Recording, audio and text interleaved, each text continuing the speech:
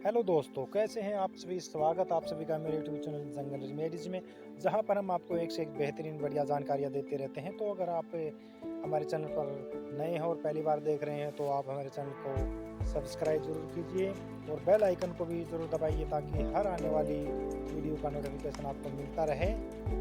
दोस्तों, प्रकृति ने हमें बहुत सी चीज़ें दी हैं जिनके गुणों को और उनके फ़ायदों को न जान करके हम उसका फ़ायदा नहीं उठा पाते। दोस्तों, ये जो पौधा आप देख रहे हैं ये एक औषधीय पौधा है और ये लगभग पूरे भारतवर्ष में पाया जाता है और आपने भी इसको कभी ना कभी ज़रूर देखा होगा, लेकिन खरपतवार समझकर आप छोड़ देते हैं क्योंकि इसके गुणों का आपको पता ही नहीं होता। दोस्तों, ये वन गोभी का पौधा है और इसको अलग अलग नामों से जाना जाता है अलग अलग क्षेत्रों में।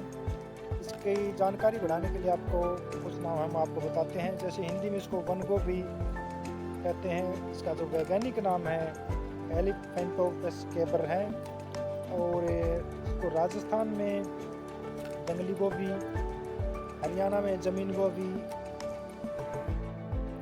गुजराती में गोजीबी आदि नामों से पाया जाता है। संस्कृत में इसको खरपर्णी, गोजी, गौजी आदि भी कहा जाता है क्योंकि इसका आकार देखिए, इसके जो पत्तों का आकार होता है वो गऊ की जीभ के समान होता है और इसको अगर आप उल्टा करके देखेंगे तो इस पर छोटे छोटे कांटे से दिखेंगे जैसे कि गऊ के जीभ का आकार हो, तो इसलिए इसको गऊ जीभ भी कहा जाता है।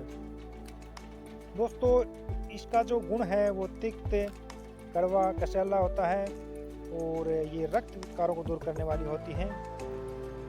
इसके बहुत से गुण हैं, बहुत से प्रयोग हैं, तो चलिए इसके कुछ प्रयोग हम आपको बताते हैं।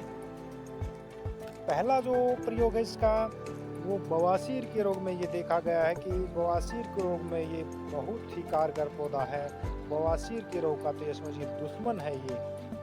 इसके पत्तों को अगर आप 10-15 ग्राम इसके पत्ते लेकर के उनको कूट कर उतने ही बराबर मात्रा में उसमें मिश्री मिलाकर अगर आप 50-60 ml पानी में उबाल कर पीते हैं तो 5-7 दिन में ही आपकी जो बवासीर है, चाहे वो खूनी हो, बाती हो, कैसी भी बवासीर हो, उसमें बहुत जल्दी आराम करता है। 1 हफ्ते के अंदर अंदर आपको फ़ायदा देखने को मिलेगा।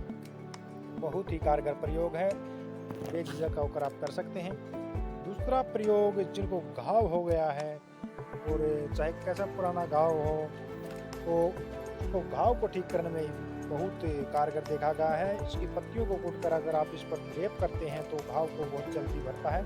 इसका पानी में उबाल कर काढ़ा बनाकर इसका आप धोते हैं घाव को तो भी ठीक हो जाता है। दोस्तों, इसमें कैल्शियम, कॉपर और जिंक, आयरन तत्व पाए जाते हैं जो कि बहुत से रोगों में ठीक करने में सहायक होते हैं। बुखार के रोग में भी ये देखा गया कि इसका जो काढ़ा होता है उसको पीने से बहुत जल्दी बुखार उतरता है और अगर आप इसकी जड़ को गले में धारण करते हैं तो भी बुखार बहुत जल्दी उतरता है। इसमें ऐसे गुण देखे गए हैं। इसमें एंटी कैंसर भी गुण पाए जाते हैं। अगर इसका काढ़ा प्रयोग करते हैं लगातार तो कैंसर सेल्स को बनने से रोकता है और इसमें एंटी डायबिटिक गुण भी होते हैं, इसलिए डायबिटीज की समस्या को भी ठीक करता है। एंटी इन्फ्लेमेटरी गुण होते हैं तो इसलिए घाव वगैरह का भी ठीक करता है और इसमें एंटी रूमेटिक गुण भी देखे गए हैं। तो अगर आप इसके पत्तों को पीसकर घुटनों पर लेप करते हैं तो आपके जो घुटनों का दर्द होता है उनको ये बहुत जल्दी ठीक करता है। बड़ा ही कारगर देखने को मिला है इसमें। तो अगला जो प्रयोग आप कर सकते हैं जिनको मूत्र विकार की समस्या हो उसमें समस्त प्रकार के मूत्र विकारों को दूर करता है ये। इसमें आप इसका संपूर्ण पौधा उखाड़ लीजिए और उसको अच्छी प्रकार से धोकर उबाल लें और इसको काढ़े के रूप में अगर आप पीते हैं तो आपका जो समस्त प्रकार के मूत्र विकार उनको ठीक करता है। बिच्छू के काटने पर इसकी जड़ और इसके पत्तों को पीस कर अगर आप उनका लेप लगाते हैं तो बिच्छू का दर्द और उसका विष बिल्कुल उतर जाता है और दर्द बिल्कुल खत्म हो जाता है। बहुत चमत्कारिक प्रयोग है। जिनको खांसी की समस्या है उसमें भी इसकी पत्तियों को धोकर अच्छी प्रकार उनका पेस्ट बनाकर उसमें शहद मिलाकर 5-4 दिन प्रयोग करने से ही आपकी जो खांसी है वो चली जाती है। और जिनको दांत दर्द की समस्या है तो इसके पत्तों को चबाने से या इसकी जड़ को चबाने से आपका दांत दर्द बिल्कुल ठीक हो जाता है।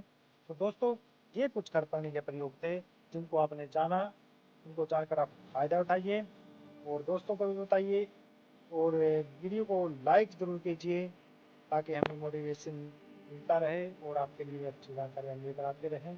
तो दोस्तों, मिलते हैं किसी नेक्स्ट वीडियो में नई जानकारी के साथ। तब तक के लिए जय हिंद, नमस्कार।